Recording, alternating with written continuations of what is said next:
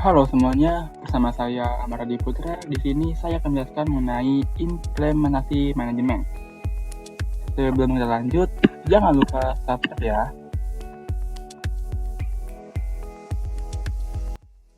Nah, kita akan merefresh apa itu manajemen. Manajemen merupakan proses perencanaan, pengorganisasian, pengarahan, dan pengawasan sumber daya manusia dan sumber lainnya untuk mencapai tujuan yang telah ditetapkan.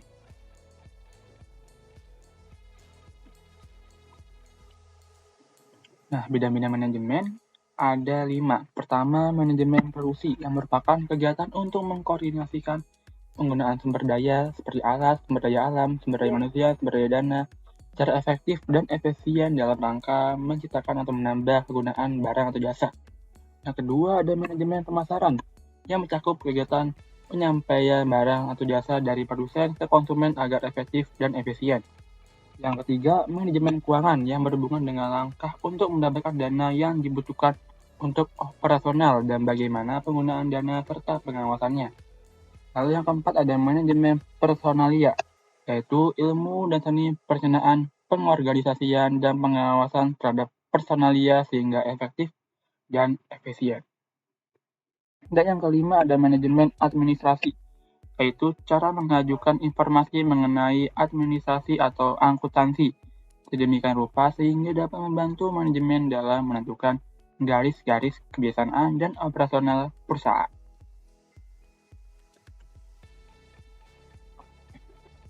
Nah, lalu manajemen dalam kegiatan sekolah apa sih?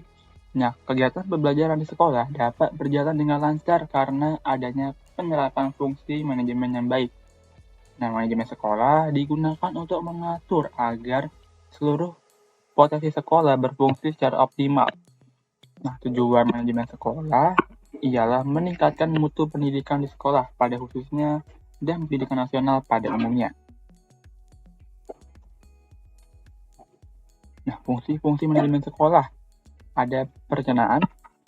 Dalam perencanaan terdapat kegiatan penerimaan siswa baru, pengakuan hasil belajar awal, dan persiapan pembelajaran. Lalu ada pelaksanaan pembelajaran.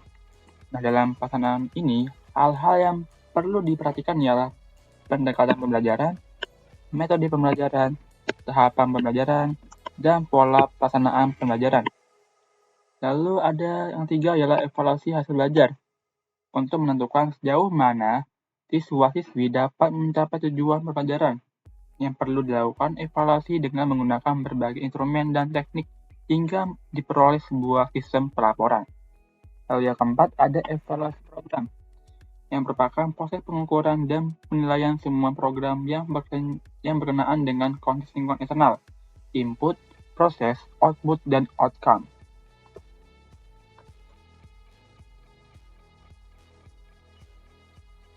Nah, bidang-bidang manajemen sekolah itu ada apa aja sih? Yang pertama ada manajemen kurikulum dan program pengajaran, yaitu kegiatan yang berkaitan dengan kelancaran pembinaan dan proses belajar mengajar.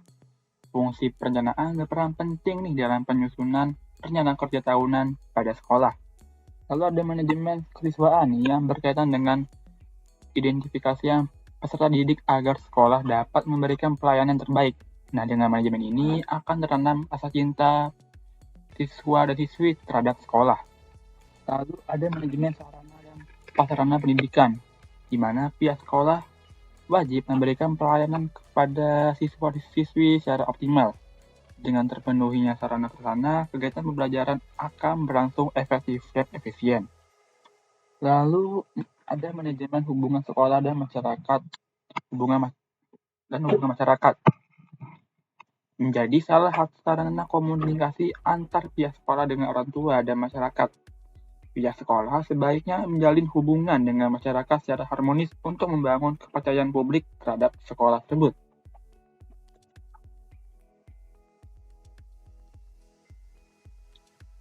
Nah, lalu yang kelima ada manajemen tenaga pendidikan. Keberhasilan manajemen berbasis sekolah ditentukan oleh keberhasilan mengelola tenaga guru yang tersedia di sekolah tersebut. Lalu ada manajemen keuangan, di mana berkaitan dengan anggaran atau keuangan sekolah. Perencanaan dan alokasi keuangan secara efektif dan efisien menghasilkan organisasi sekolah yang berkualitas.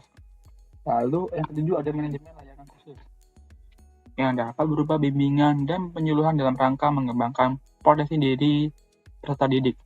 Nah, pihak sekolah dapat menyusun program kerja sesuai kebutuhan peserta didik. Nah, layanan khusus yang terpenuhi akan mendukung peningkatan kualitas dari pembelajaran. Yang terakhir ada manajemen waktu, yaitu cara yang dapat dilakukan untuk menyimbangkan waktu untuk kegiatan belajar atau bekerja, bersenang-senang, atau bersantai dan beristirahat secara efektif.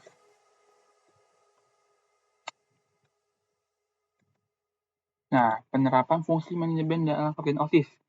OSIS atau organisasi siswa intersekolah merupakan salah satu wadah kegiatan siswa di sekolah bersama dengan jalur pembinaan yang lain untuk mendukung tercapainya pembinaan kesiswaan.